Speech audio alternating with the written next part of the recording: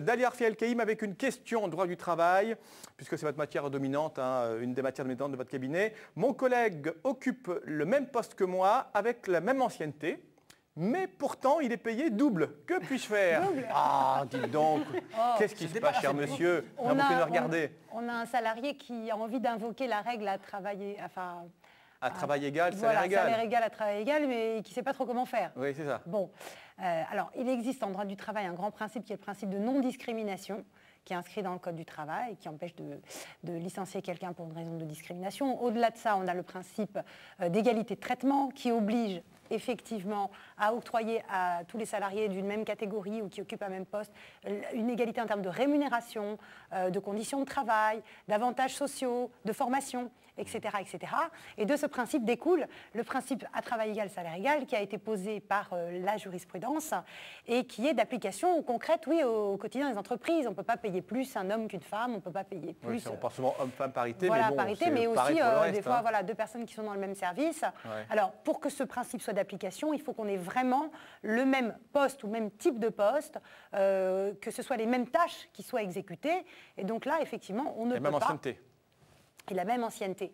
Et par rapport au diplôme, si on en a un qui est plus diplômé que d'autres, il faut que l'exercice au quotidien de sa profession nécessite effectivement l'utilisation de ce diplôme, que ça apporte un plus par rapport à la profession pour justifier une différence au niveau du paiement des salaires. Mais mettons-nous aussi du côté de l'employeur. Oui, mettons-nous. Ben oui, parce que des fois, vous avez un employeur qui a deux salariés identiques, même poste, même qualification, même ancienneté, même salaire, et puis il y en a un qui vraiment... se lance à corps perdu dans le travail, qui est extrêmement motivé, qui travaille de façon extraordinaire. Efficace, peut-être plus efficace. Et on en a un autre qui est un petit peu fainéant, qui arrive en retard. Bon. Ouais. Alors c'est pas trop... Blonde. Hein, qui est blonde. Qui est blonde. Merci pour Maître Spalter qui va quitter ce plateau tout de suite. Ah. C'est bien agréable. Au contraire. Et alors comment faire dans ce cas-là? Comment faire dans ce cas-là? Parce qu'on a envie d'en récompenser un par rapport à l'autre, puisqu'il y en a un qui travaille mieux. Alors, tourner des primes peut-être. Oui, en plus, c'est voilà, excellent Yves. Bravo, vous faites du travail. Bah, écoutez, je vais écrire moi aussi. Non, j'en fais pas. Mais donc le mieux, effectivement, au départ, c'est pour motiver les salariés, dans le contrat de travail, au départ, on prévoit une rémunération, une partie fixe, une partie variable. Si ça n'a pas été fait dès le départ, on fait un avenant, on ne touche pas à la rémunération qui avait été convenue au départ, on définit en plus une partie variable, un système de primes à la récompense avec réalisation d'objectifs à atteindre, des entretiens d'évaluation fréquents, et ce qui permettra finalement de plus récompenser un salarié par rapport à d'autres.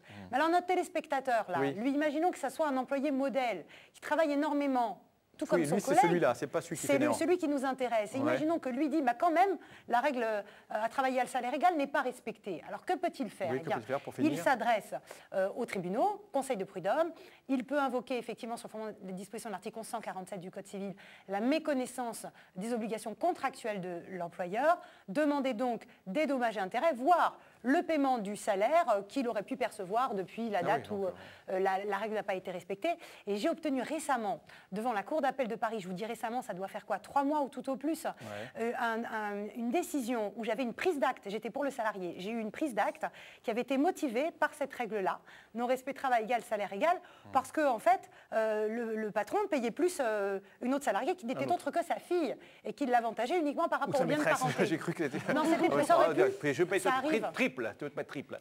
Mais ça arrive donc en tout cas lorsqu'on sait les tribunaux, ça marche. Eh ben alors la Cour d'appel a cassé le jugement de prud'homme et nous a dit, voilà, à travail égal, salaire égal, la prise d'acte doit être requalifiée en licenciement sans cause réelle et sérieuse. Très intéressant à savoir, donc pour l'employeur, se protéger avec pourquoi pas système de primes, et puis pour le salarié, on peut faire des actions et ça marche, la preuve donc si vous êtes payé moins que votre petite camarade.